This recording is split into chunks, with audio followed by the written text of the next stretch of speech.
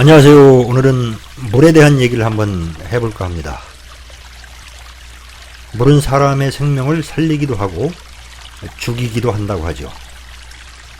그만큼 물은 아주 중요하고 좋은 물을 잘 먹으면 건강하게 살 수가 있습니다. 아니, 물을 잘 먹는 것은 건강하게 살기 위한 필수적인 요소이고 기본적인 요소인 것이죠.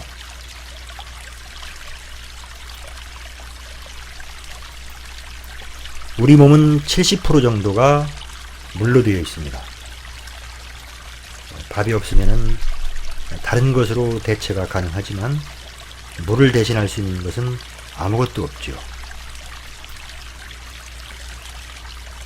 인간이 늙어가는 과정은 우리 체내에 물이 줄어드는 과정이라고 해도 과언이 아니죠.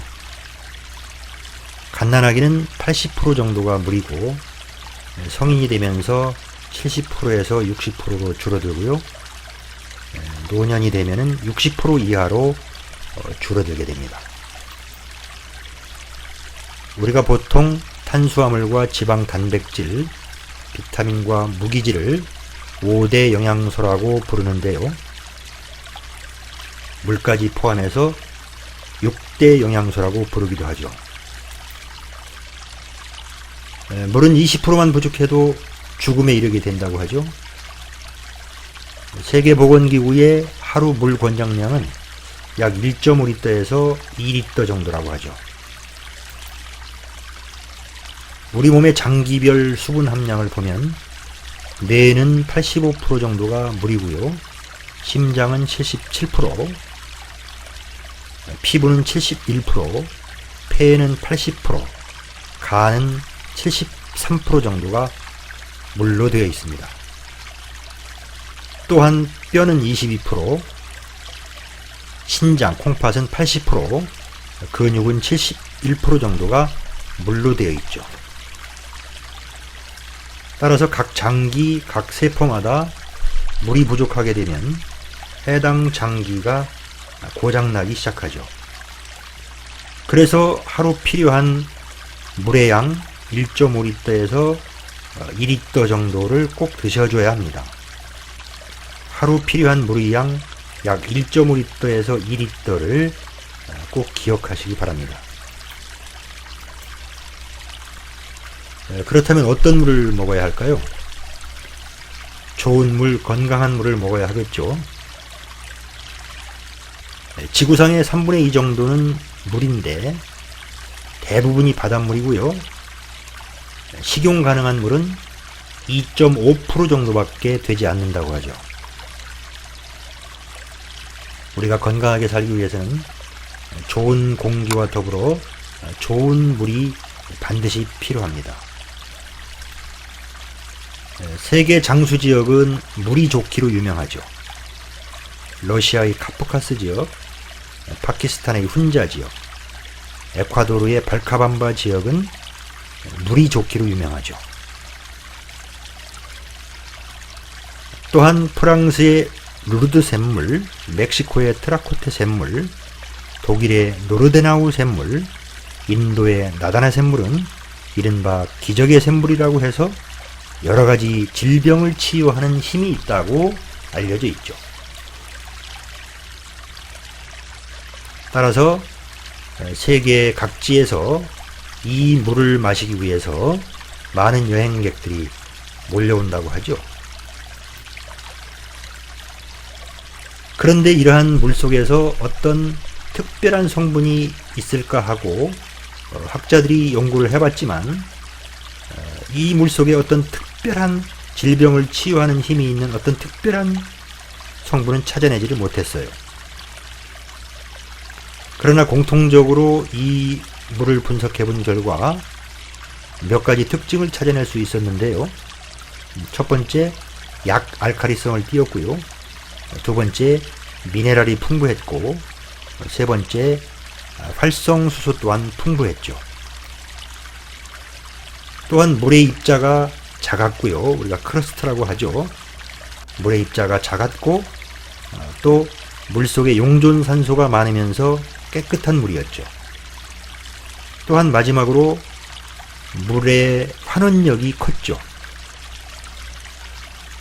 그래서 이러한 6가지 특징을 보통 우리가 좋은 물이 갖춰야 할 6가지 조건이다라고 말을 하죠.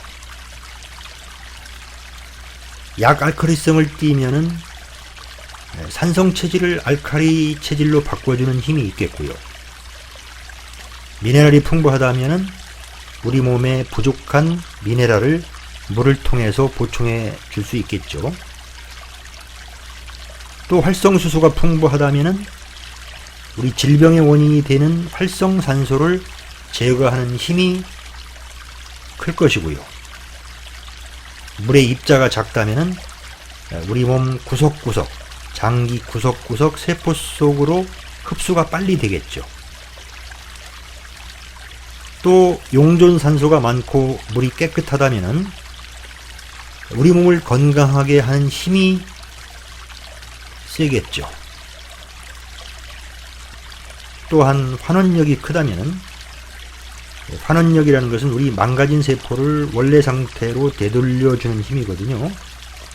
따라서 환원력이 크다면은 망가진 우리 세포를 복원해주는 힘이 세겠죠. 그렇다면 과연 우리는 어떤 물을 먹어야 할까요? 우리나라 먹는 물 관리법에 명시된 먹는 물의 종류는 수돗물이 있고, 또 먹는 샘물이 있고요. 또 먹는 염지하수가 있고, 먹는 해양 심층수 등이 있죠. 또한 냉온수기 들어보셨죠? 냉온수기도 있고요.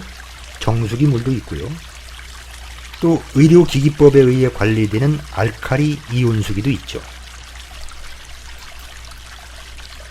이러한 물들은 먹는 물 수질 관리 기준에 따라서 관리가 되고 있는데요. 이 먹는 물 수질 관리 기준이라는 것은 우리가 이 물을 먹으면 건강해진다라는 이런 의미가 아니고요. 일정 기간 우리가 이 물을 지속적으로 마셨을 때 우리 몸에 커다란 해를 끼치지 않는다라는 기준을 말하는 것입니다. 시중에는 다양한 물들이 많이 나오고 있죠. 정말 이 중에서 우리가 어떤 물을 마셔야 될지 헷갈리죠. 수자원공사에 따르면 우리나라 물시장 규모는 2025년에 약 36조 원으로 추정된다고 하죠. 엄청나죠? 2020년에 우리나라 생수시장 규모만도 1조 원에 육박한다고 하죠. 그야말로 이 물을 판매하기 위한 전쟁은 쩐의 전쟁, 물의 전쟁이죠. 정말 치열한 전쟁이 아닐 수가 없죠. 이렇게 우리가 시중에서 접하는 물은 수돗물이 있고 생수가 있고 또 지하수와 약수가 있고요. 정수기와 수소수기라는 것도 있죠. 또 알칼리 이온수라는 것도 있죠. 이러한 물들을 어떻게 드셔야 할까요? 수돗물은 보통 중성을 띠는데요.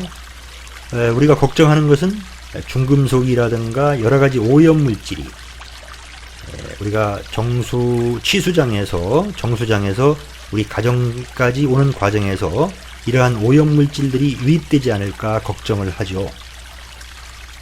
따라서 수돗물을 드실 때는 하루 정도 받아놨다가 불순물을 가라앉힌 다음에 보리차 같은 것을 넣고 끓여 드시면 괜찮을 것 같습니다. 다음으로 생수는 그야말로 수백여 가지의 다양하고 많은 브랜드들이 출시가 되고 있죠. 그야말로 가격과 품질도 천차만별이죠. 싼 것은 뭐 몇백 원에서 비싼 것은 뭐 몇만 원짜리도 있죠. 500cc 한 병에.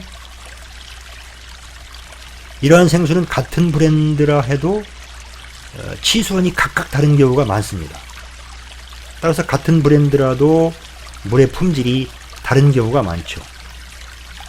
이 pH를 측정을 해보면 같은 브랜드라도 다양하게 나옵니다. 따라서 이 좋은 생수를 고르기가 힘든데요. 생수를 드실 분들은 좋은 생수를 고르는 지혜와 지식을 가지고 선택을 하시길 바랍니다. 특히 생수를 드실 때는 최근에 취수된 것을 골라 드시는 것이 좋을 것 같아요. 왜냐하면 물이라는 것은 고여 있으면 썩게 되고 생명력이 약하게 되죠. 그래서 물은 지속적으로 흘러야 되고 솟아야 되는 건데, 생수는 취수해서 병에 넣어서 우리 소비자까지 오는데 오랫동안 보관이 되죠. 그러니 오랫동안 고여있던 물이 생명력이 약해질 수밖에 없겠죠. 다음으로 지하수나 약수는 오염된 경우가 굉장히 많습니다. 산성 비에 의한 오염도 있고요. 또 토양 오염이나 수질 오염으로 인해서 오염된 경우가 굉장히 많기 때문에 지하수와 약수를 드실 때는 반드시 오염 여부와 우리가 식수로 괜찮은지를 반드시 꼼꼼히 따져보고 드시기를 권고드립니다. 다음으로 정수기는요, 찬물과 더운 물을 수시로 먹을 수 있는 편리함이 있죠. 그래서 아마 많은 사람들이 정수기를 선호하시는 것 같아요. 근데 정수기 중에서 역삼투압 방식의 정수기는 물을 깨끗하게 걸러주는데요, 너무 깨끗하게 거르다 보니까 미네랄이 거의 없습니다. 그러다 보니 pH 또한 산성인 경우가 많습니다. 또 한때 건강에 좋은 것이라고 알려져 있던 수소수기는 아직까지 검증이 완료되질 않았습니다. 실제로 수소수가 우리 몸에 들어가서 어떤 역할을 하는지, 건강에 어떤 점이 좋은지 아직까지 검증이 되지 않고 입증된 자료가 별로 없습니다. 따라서 우리나라 식약처에서도 아직까지 수소수기는 의료기기로 허가를 해주질 않습니다. 마지막으로 알칼리 이온수기는 식약처로부터 4대 위장 질환을 개선할 목적으로 허가를 내준 것이죠. 소화불량이라든가 위산과다, 위장 내 이상 발현, 만성 설사 같은 4대 위장 질환을 개선한다는 효과가 있는 것으로 허가를 내주는 것입니다. 따라서 제조에서부터 유통, 판매, 관리에 이르기까지 의료기기법에 의한 철저하고 꼼꼼한 관리를 받고 있죠. 이 알칼리 이온수기는 전기분해 방식으로 물을 쪼개는데요, 이 전기분해 방식에 의해서 산성과 알칼리를 분리를 시킵니다. 산성과 알칼리를 분리시키면서 입자를 작게 하기 때문에 수소 이온 농도를 자유롭게 우리가 조절할 수 있습니다. 즉 다시 말해서 알칼리수 기계로 수소 이온 농도, 즉 pH 농도를 낮은 것에서부터, 즉 산성에서부터 알칼리까지 자유롭게 조절해서 마실 수가 있죠. 자신의 질병이나 건강 상태에 따라서 수소 이온 농도를 조절해서 마실 수 있다는 얘기입니다. 또한 필터 방식이 역삼투압 방식이 아니고 중금속이나 불순물, 즉 우리 몸에 들어가서는 안 되는 나쁜 것들만을 걸러내고 미네랄은 통과시켜서 우리가 마실 수 있게 하기 때문에 비교적 좋은 물의 6가지 조건을 갖춘 물이라고 할 수 있죠. 따라서 알칼리 이온수기는 우리가 비교적 건강에 좋은 것으로 알려진 6가지 조건을 갖춘 물을 먹을 수 있도록 고안된 기계라고 할 수 있습니다. 자, 그러면은 우리가 어떤 물을 마셔야 할까요? 우리가 건강하기를 바란다면, 건강의 목적을 둔다면은 알칼리 이온수를 마실 것을 권해드립니다. 건강을 위한 물 마시기 방법을 정리해드리고자 합니다. 첫째, 아침에 일어나자마자 2컵 정도, 400cc 정도의 물을 따뜻하게 해서 드시기를 바랍니다. 우리가 잠자는 동안에 호흡과 땀을 통해서 수분이 많이 배출됐고요. 또 손상된 세포를 복구하기 위해서 많은 에너지를 소모했죠. 그 과정에서 우리 몸속에 피는 탁해지고 구석구석에 노폐물이 낄 수가 있죠. 그래서 아침에 마시는 2잔의 물은 그야말로 보약과 같은 물입니다. 또 따뜻한 물을 권하는 이유는요, 우리가 잠자는 동안에 다음날 쓸 에너지를 우리 몸이 비축한다고 합니다. 그래서 열 에너지를 모아서 다음날 쓸 에너지를 비축을 하는데요, 아침에 일어나서 찬물을 마셔버리면 밤사이에 비축된 에너지가 쉽게 얘기해서 불에다가 찬물을 끼얹듯이 나쁜 결과를 초래한다고 합니다. 그래서 따뜻한 물을 드시는 것이 좋은 것입니다. 혹자는 차가운 물을 아침에 드시는 것이 좋다고 하는데요, 아침에 드시는 차가운 물은 장을 자극해서 변비를 개선하는 데는 일정 부분 도움이 될 수는 있겠지만, 오히려 차가운 물은 우리 위장 장애를 유발할 수 있고요, 또 찬물을 먹음으로써 우리 몸의 온도가 내려가기 때문에 그 내려간 위장의 온도를 덮이기 위해서 많은 에너지가 또 다시 동원이 돼야 되죠. 그래서 되도록이면은 아침에 일어나서 따뜻한 물을 드시라고 권해드리는 겁니다. 동의보감에서도 음양탕 또는 생숙탕이라고 해서 끓는 물 반컵에다가 찬물 반컵을 섞어서 드실 것을 처방해 놨죠. 음양탕, 생숙탕, 즉 보약으로 본 것이죠. 그래서 음양탕 또는 생숙탕은 우리 소화기 질환에 도움이 되고요, 허약 체질을 개선시키는 것으로 처방을 한 것이죠.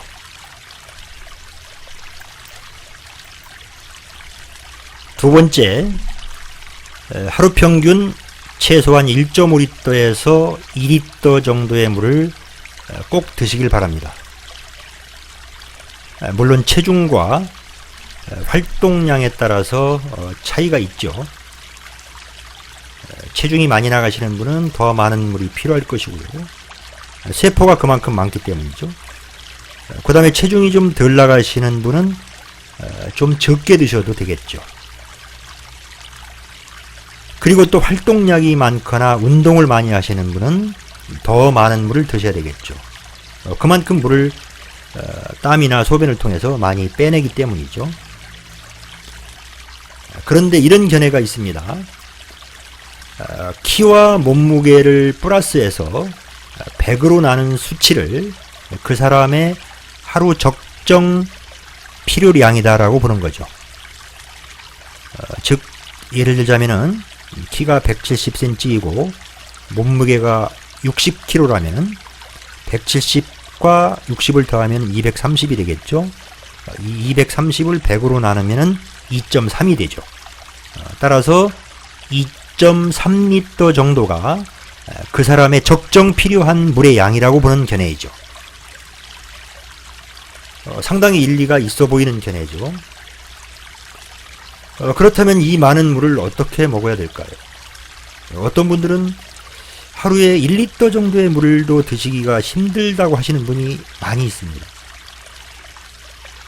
그런데 학자들이 견해에 따르면 당뇨라든가 고혈압, 암 같은 질환을 가지고 계신 분들은 비교적 물을 적게 드신다고 합니다.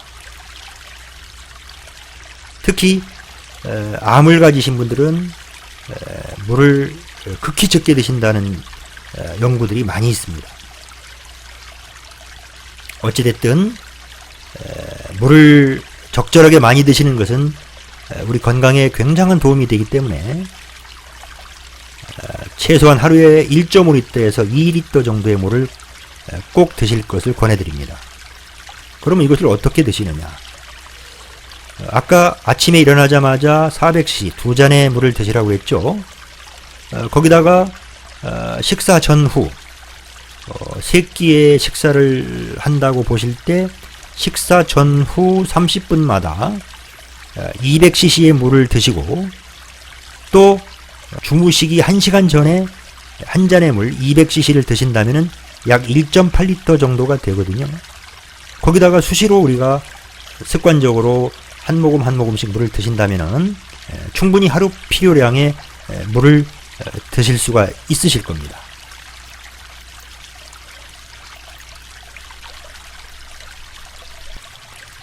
세 번째, 물은 한 모금 한 모금씩 천천히 드시길 바랍니다. 한꺼번에 벌컥벌컥 드시지 마시고요.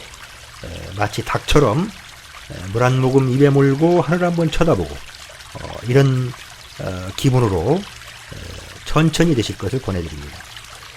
우리 선조들은 지혜롭게도 나그네에게 물을 줄 때 물 위에다 나뭇잎을 띄워서 주었죠. 급하게 물을 마시지 말 것을 바라는 마음이었겠죠. 네 번째, 녹차와 커피, 청량음료, 맥주 등은 마시면 우리 몸에서 탈수를 유발하게 됩니다. 그래서 이러한 것은 최대한 줄이시고요. 불가피하게 커피나 녹차, 청량음료, 맥주 등을 드셨다면 그 드신 양의 최소한 1.5배에서 2배 정도의 물을 추가해서 드실 것을 권해드립니다. 왜냐하면 그만큼 탈수가 일어났기 때문에 탈수된 만큼의 물을 더 드셔야 되는 것이죠. 마지막으로 신부전 환자는 물을 드실 때 반드시 의사와 상의해서 드시길 바랍니다. 어떤 특정한 질병을 치료하는 만병통치에 물이 있다라고 생각하지 마시고요.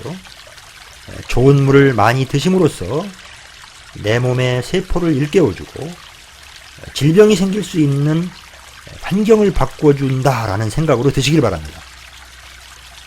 그래서 환경이 바뀌게 되면 자연 치유력이 향상된다라는 개념으로 접근하시길 바랍니다.